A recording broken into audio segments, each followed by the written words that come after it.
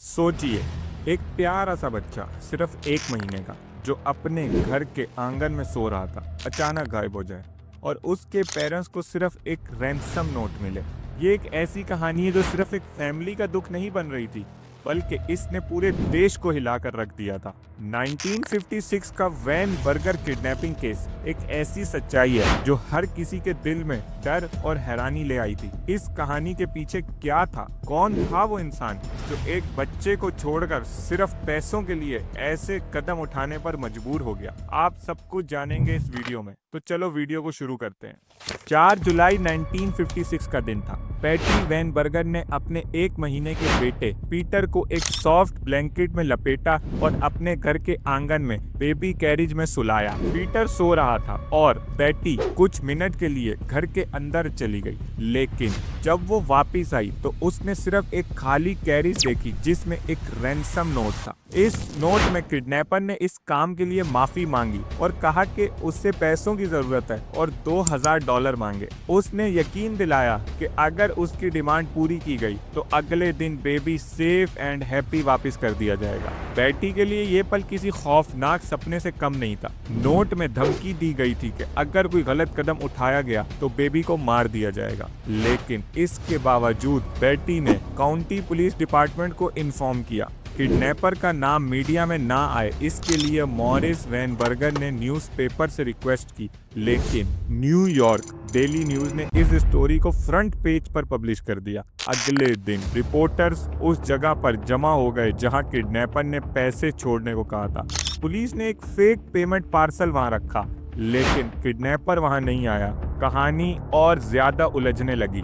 6 दिन बाद 10 जुलाई को किडनैपर ने वैन बर्गर फैमिली को दोबारा कॉल की और नए इंस्ट्रक्शन दिए कि पैसे कहां छोड़ने हैं, लेकिन वो वहां पर भी नहीं आया। पुलिस को उस जगह पर एक ब्लू क्लॉथ बैग मिला जिसमें एक हैंड रिटन नोट था जो शायद किडनैपर का लगता था। उस नोट में उसने बताया कि बेबी कहाँ मिलेगा अगर सब कुछ सही चला।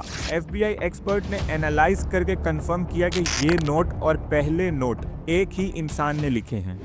11 जुलाई को FBI ने अपनी इन्वेस्टिगेशन स्टार्ट की। उन्होंने माइनोलिया लॉन्ग आइलैंड में अपना एक टेम्परेरी हेडक्वार्टर सेटअप किया जो 24/7 ऑपरेशनल था। वॉशिंगटन DC FBI लेबोरेटरी के हैंड रिटन एक्सपर्ट न्यूयॉर्क आए और स्पेशल एजेंट्स को हैंड रिटन एनालिसिस की ट्रेनिंग दी। इन्वेस्टिगेटर्स ने न्यूयॉर्क के motor vehicle bureau, probation offices, schools और दूसरी जगहों के हैंड रिटन सैंपल्स का एनालिसिस शुरू किया।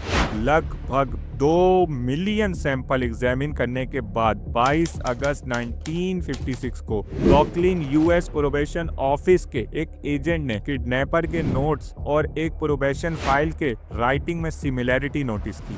ये फाइल एंजीलो ली मार्का की थी जो पहले बूट लेगिंग के लिए अरेस्ट हो चुका था। इन्वेस्टिगेटर्स ने पता लगाया कि ली मार्का एक टैक्सी और ट्रक ड्राइवर था जो अपनी वाइफ और 2 बच्चों के साथ प्लेन व्यू न्यूयॉर्क में रहता था। वो एक ऐसे घर में रहता था जो उसकी औकात से बाहर था। उसके पास बहुत सारे उधार के बिल्स थे और एक उधार देने वाला उसे धमकी दे रहा था। FBI ने 23 अगस्त 1956 को एंजीलो लिमार्का को उसके घर से अरेस्ट किया। पहले तो उसने पीटर वैन बर्गर के किडनैपिंग में अपनी मौजूदगी होने से इनकार किया, लेकिन हैंड रिटन कंपैरिजन दिखाए जाने के बाद उसने कबूल कर लिया। उसने बताया कि 4 जुलाई को जब वो वेस्ट बेरी के पास ड्राइव कर रहा था, अपने पैसों की प्रॉब्लम का सोल्यूशन ढूंढते हुए उसने मिसिस वैन बर्गर को देखा जो अपने बेटे को बेबी कैरिज में छोड़कर घर के अंदर जा रही थी। ली मार्का ने अपने ट्रक में ही एक नोट लिखा, पीटर को उठाया और वहां से चला गया। उसने कन्फेस किया कि अगले दिन जब वो ड्रॉप साइट पर गया तब उसकी कार में बेबी था,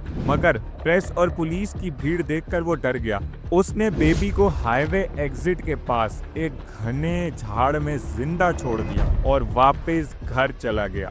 FBI और काउंटी पुलिस ने लामार्का के बताए हुए जगह को सर्च किया।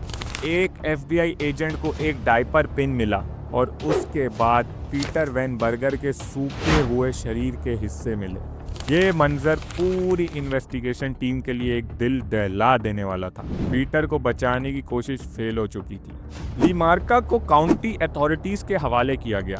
1956 के एंड में उसका ट्रायल शुरू हुआ और ज्यूरी ने उसे किडनैपिंग और मर्डर चार्जेस में दोषी ठहराया। 14 दिसंबर 1956 को उसे सजाए मौत दी गई। लीमार्का ने कई लीगल अपील की लेकिन सब रिजेक्ट कर दी गई। 7 अगस्त 1958 को एंजिलो लीमार्का को सिंग सिंग जेल में फांसी दी गई। तो दोस्तों, ये था Peter van Berger kidnapping case, जो सिर्फ एक फैमिली का दुख नहीं था बल्कि एक वार्निंग थी कि एक इंसान अपने फायदे के लिए किस हद तक गिर सकता है। अगर आपको ये वीडियो इंटरेस्टिंग लगी तो प्लीज़ इसे लाइक करें, शेयर करें और हमारे चैनल रियल क्राइम स्टूडियो को सब्सक्राइब करना ना भूलें। आपके एक सब्सक्राइब से हमें नए और इंगेजिंग क्राइम स्टोरी लाने की मोटिवेशन मिलती है।